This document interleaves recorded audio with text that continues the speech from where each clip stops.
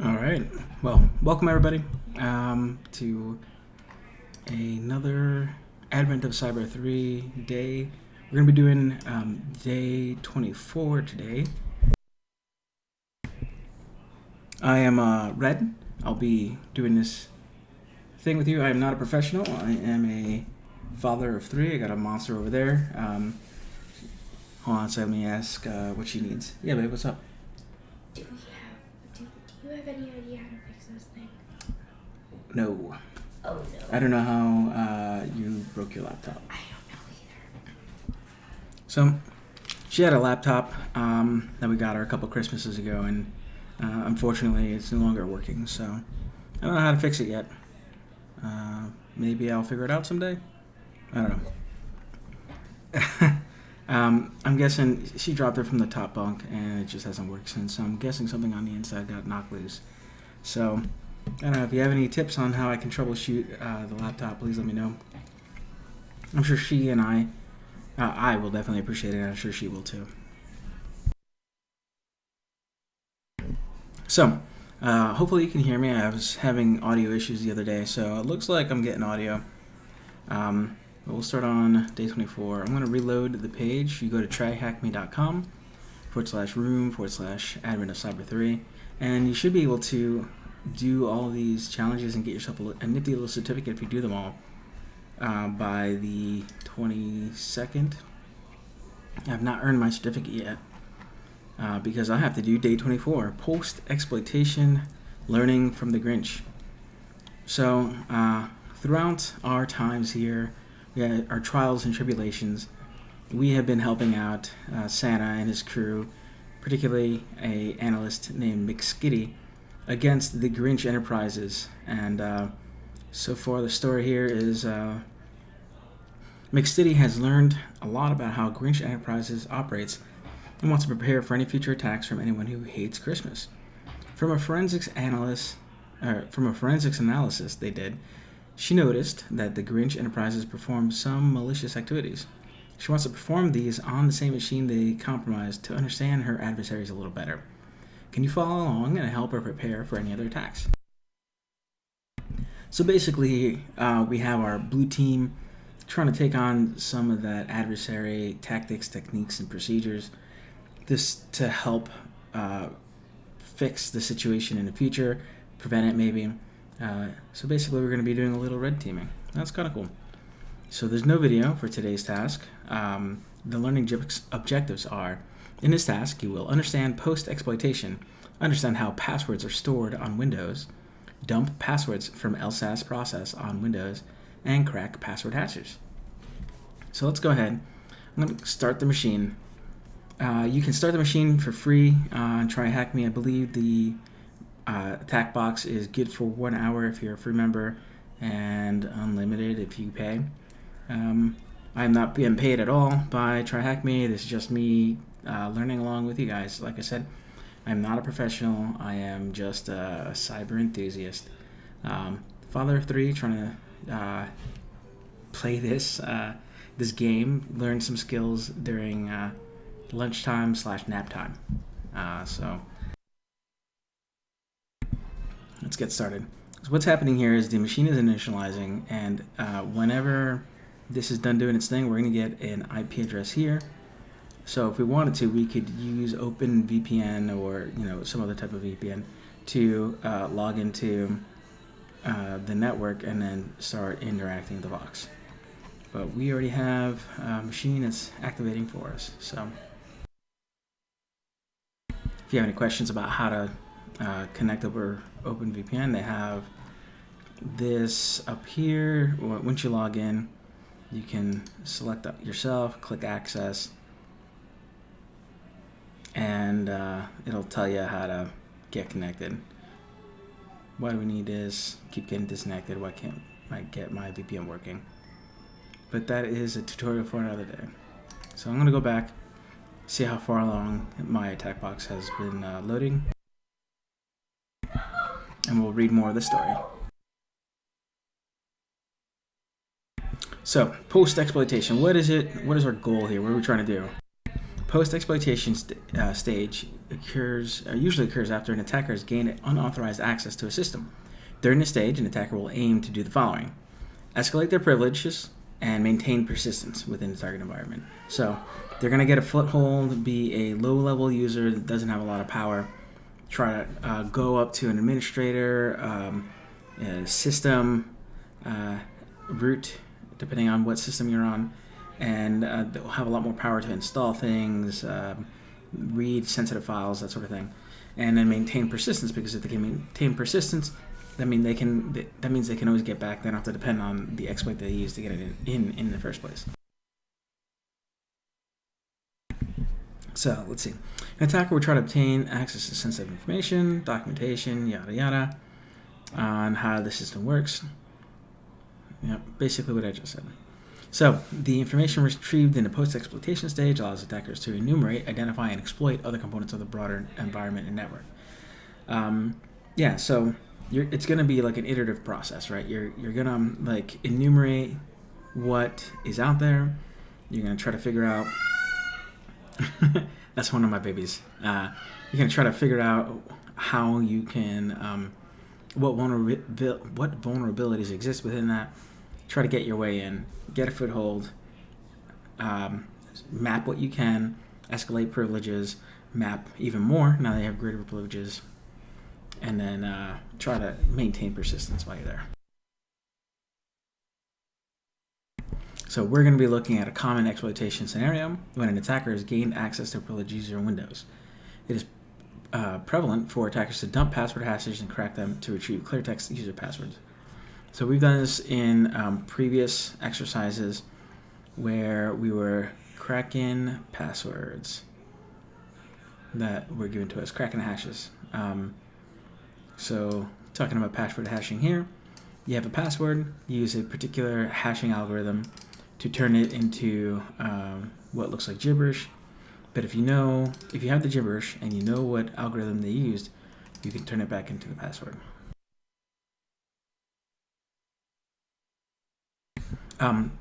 Part of how that works is they use like rainbow tables. They use when you have passwords, right? And you can take the same password and smash it against a different algorithm, and it's going to have a different output each time, right? So that's why you really need to know what type of algorithm they're going to be using. And there's a lot of tools that help you do that. So, all right. And it's well known what Windows is, so it's kind of trivial at that point. Well, what is this jazzy thing I'm listening to? All right. Okay, I'm gonna keep going here. All right, authentication and hashing. Windows stores various credentials in the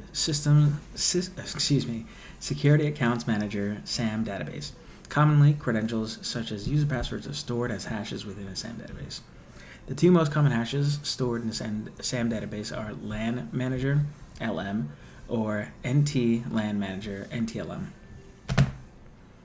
I'm going to talk about dumping passwords. Deploy the machine attached to this task. So we did that. We clicked the green start button. Now we know what the IP address is. It automatically populated for us down here. The machine is accessible in the browser. Alternatively, you can access the machine via RDP using the credentials, yada yada. Additionally, deploy the attack box, which will be used in later section of this task. Okay, cool. So we started the machine. Now we need the attack box. So let's see if I compress.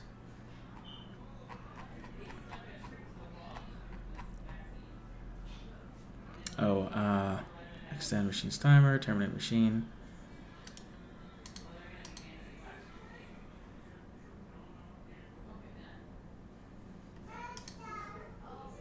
Alright, well, let's see what they're trying to get us to do here. Oh, it said it can be accessed via the browser, huh? So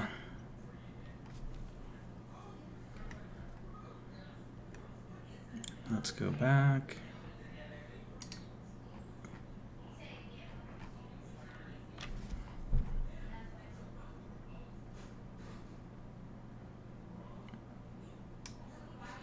So I'm going to take a look at what the IP address of this machine is.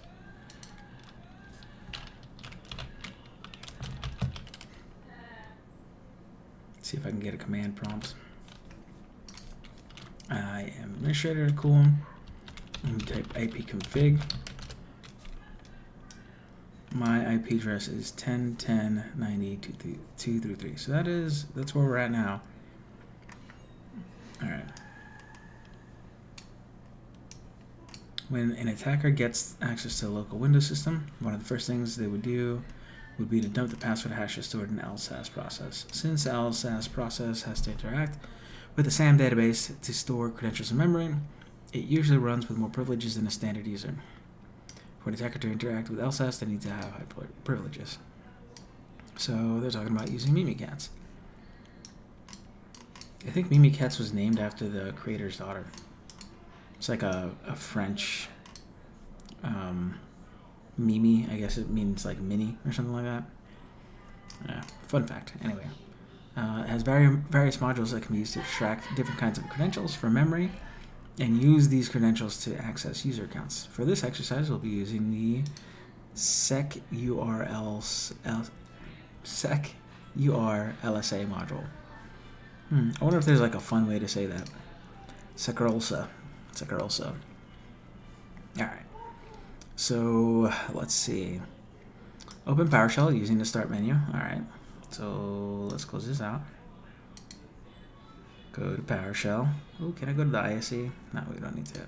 Let's go this way. Alright.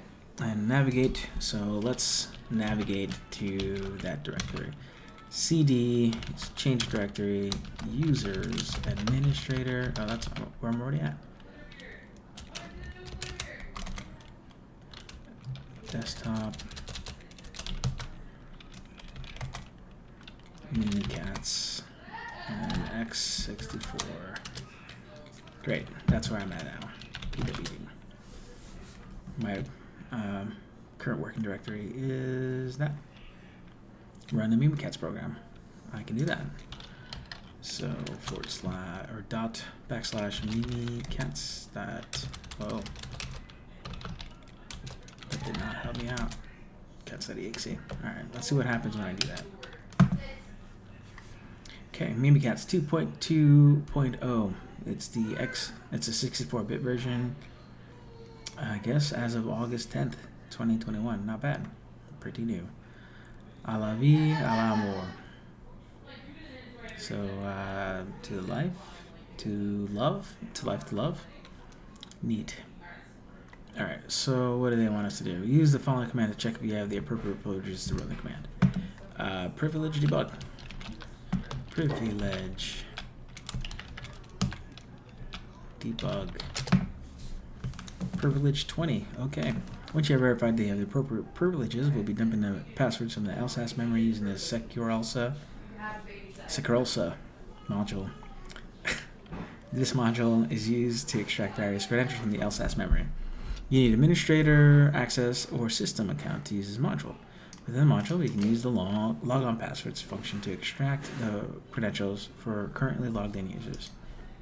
So, SecUR-LSA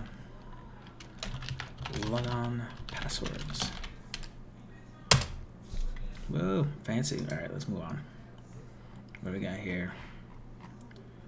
Should we get a bunch of passwords? Is that what we just got? Let's see. Extract credentials for currently logged in users. Do we have a lot of logged in users? Is that what's going on here? All right. From the output above, we can see that you can obtain the NTLM and SAR1 hashes for another user logged into the machine. Now that we have the NTLM password hash, let's try to crack the hash to retrieve the clear text password.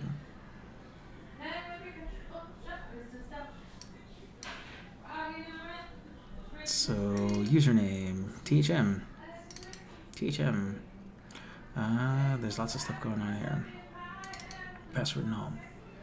So let's see which ones of these have passwords.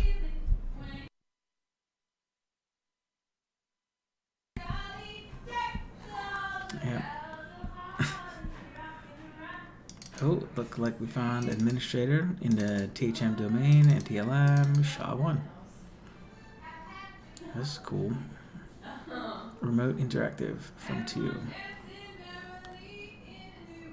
Emily's. Alright, we have Emily, administrator. So what I'm going to want to do is I'm going to want to open up Notepad. And why am I opening Notepad, you ask? Well, I like collecting things. I'm a collector. Like these passwords, this information.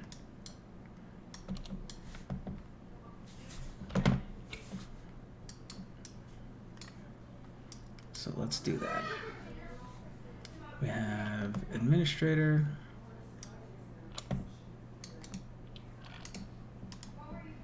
Paste. Great. And we have Emily. Oh, those are the first 2 that we got. Great.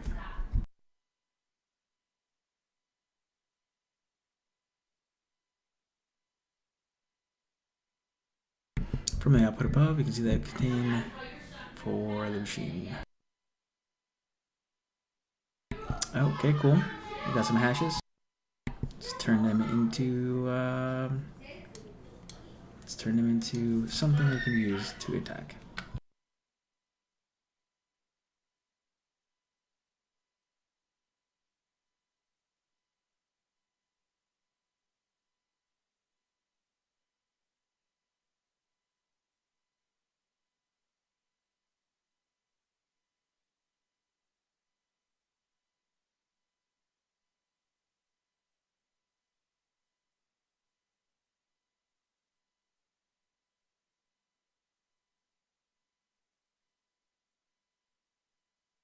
What's happening to you? Apparently we have a naughty nugget and she's going to beg. So, yeah, I have 3 kids. One of them is a year and a half, basically.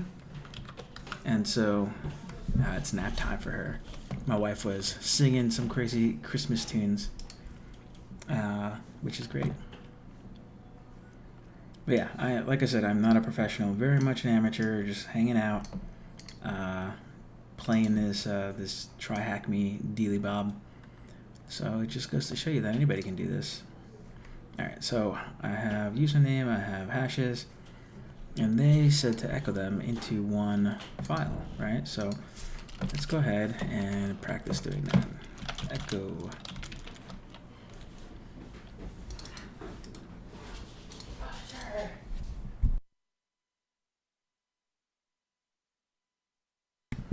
They told us to use the NTLM hash, right? So that's what we did.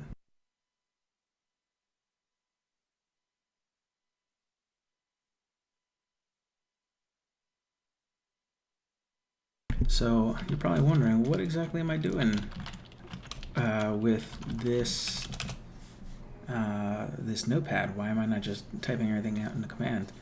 Well, I mean, I'm prone to typos.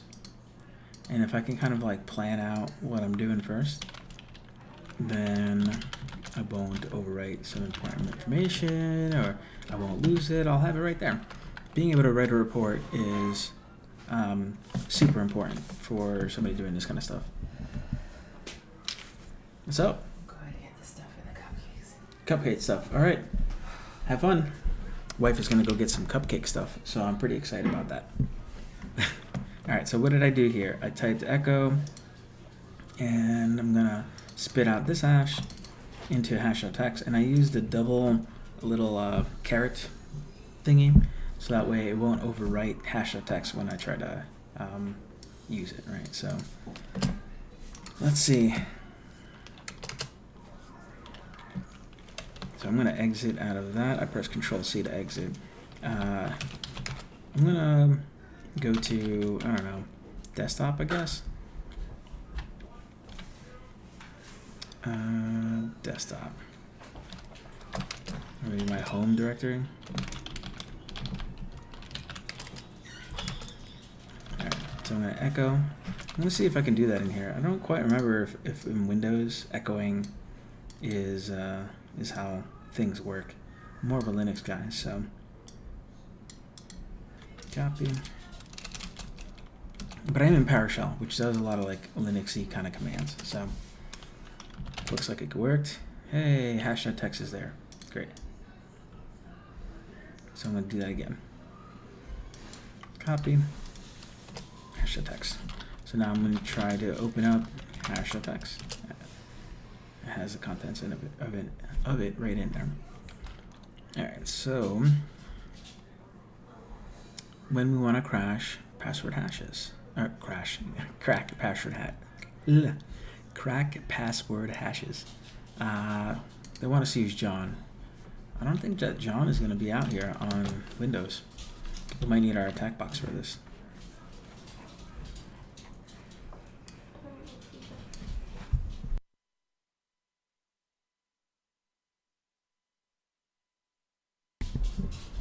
So what I'm trying to do here is see if I can add an attack box. So they have a machine, our target machine, and the attack box that they're giving us. And I'm going to let that spin up for a bit while I take a look at what I got.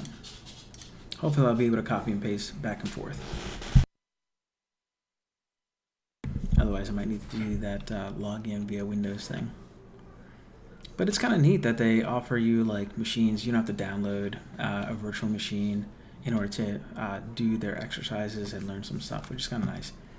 I have VMware myself, and I've been playing around with Kali and with a Parrot OS. Parrot OS doesn't have like a lot of stuff already installed like Kali does. And upgrading can be kind of weird, but I figured it'd give me an opportunity to work through issues as they pop up. All right, let's read ahead while this is spinning up. So in the previous sections, you mentioned you could pass the combination of potential input to the hashing algorithm in use and compare these hashes against our target hash. In this case, we can use a tool called John the Ripper to correct the password hashes. To use John the Ripper, start the attack box. Okay. Copy the NTLM hash you've recovered into a file called hash.txt. Cool, I did that. I'll probably have to get it over to the attack box when I'm ready. And then we're going to launch John the Ripper, letting you know that it's going to be using NT format. And we're going to use this as a word list, rocku.txt. It's from, I think, a 2009 leak of passwords. It's just used constantly in these kind of practice scenarios. And what you're going to be trying to hash is attack, crack. The passwords you're going to be cracking are hash.txt.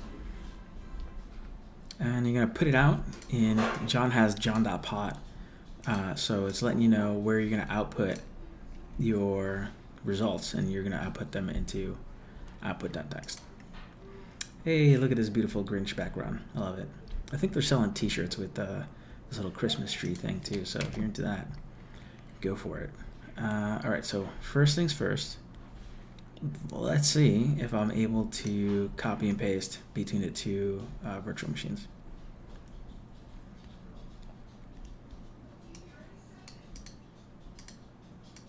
And if not, then we'll find out a way to get that figured out. So I'm going to right click, I'm going to type open, or I'm going to right click and click open in terminal. Pasting doesn't work. Let's see if it works over here. Hey, great. So I was able to copy and paste using the little clipboard that they provide. Cool. So I'm going to type echo.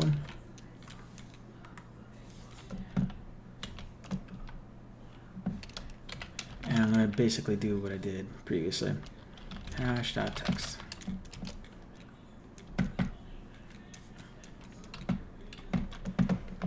Echo.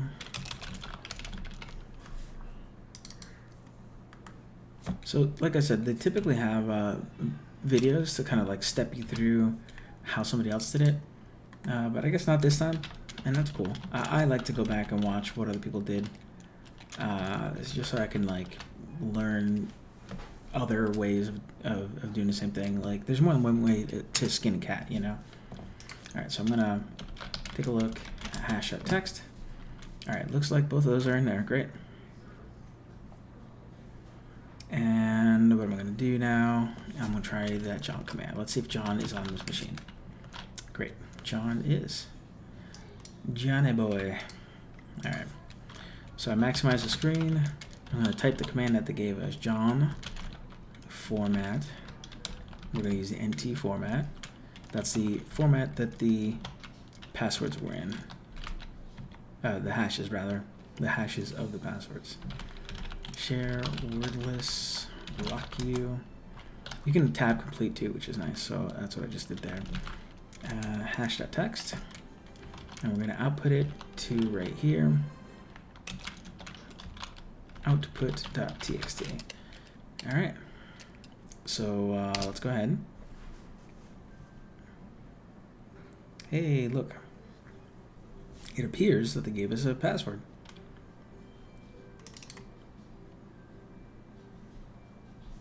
So I think we're good now.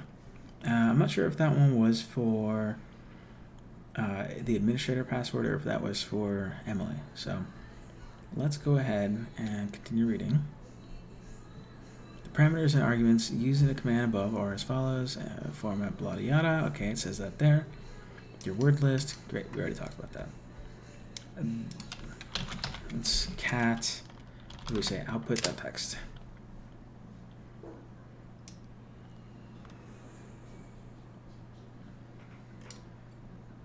Nice. So NT format, what the hash is, and what the password is. So we should be able to use this in order to pass the hash, I guess, right? But I don't know if we talked about that yet, so let's find out. The output above shows John successfully cracked the password. Hash type, NTLM, great. And that's in between the dollar signs. Password hash, okay, we already talked about that. That looked very familiar. And then what the recovered password was. All right, check out the following rooms to further understand the concepts in the test. So what I like to do is I like to, any references they give me, I'll usually like right click and I'll open link a new tab and I'll read through it, I'll save it so that way I can have it for my records and get a better understanding of what they're trying to teach you in this. I highly recommend that. You don't want to just copy and paste, you know, answers, right? Like there's no learning going on there. And sometimes it just takes a little bit of, you know, just try harder, just enumerate harder, read harder. And like I was banging my head on a keyboard because like there was like an O versus a 0 that I didn't have, or an L and an I, you know, like it's just crazy sometimes. But those are the kinds of things that will teach you to not make those same mistakes in the future, or to identify them earlier on, right? So let's see what this says. What is the username of the other user? So we said Emily, right? Go back. Let's take a look at what we got there. All right. Emily was correct. Great. And remember, we got that when we did our output. We looked through here. We saw that there was an administrator, and we saw that there was another user who was logged in, Emily. All right. What is the NTLM hash of this user? All right. Well, Emily's hash is right here. Paste. And that was the hash that we cracked. That 8A hash, right? So, oh, what am I doing? Let's go back to our attack box. That 8AF, yada yada. And it was an easy one. 2, 3, 4, 5, 6, 7, 8, 9, 0. And just like that, you're an elite hacker. We got to pretend that we were we as human beings were pretending that we were elves, McSkitty, who was pretending to be the adversary in this whole pretend scenario. And yeah, we got to practice some of those post-exploitation techniques that we talked about. understand post-exploitation, understand how passwords are stored on Windows. We dump passwords from the LSASS process in Windows from somebody who is currently logged in, and we were able to crack their password, which is just amazing, right? It's scary. So don't use this password because you'll get it cracked in like, how fast was that? 0.7812 guesses per second. And that's how quickly that password got hacked. So good luck to you if you're going to be doing that. Change your passwords, everybody. That's it. That's all I got. Thank you very much for hanging out with me. I appreciate the opportunity to do this. Oh, let's see. Now that we did that, let's see if we can get our certificate. Yeah. Yeah, it looks like we're gonna have to wait until maybe tomorrow, Christmas Day, to go get our certificate. So if there's anything else that I can help you with, please hit me up on Twitter, Twitch, obviously, and best of luck to you. If you have something that you could teach me, I am not the cyber mentor nor John Hammond. I'm just a guy with a bunch of kids and just trying to make the most of his free time. So make time for yourselves, both physically and mentally. Have fun, and let's roll. All right, take care.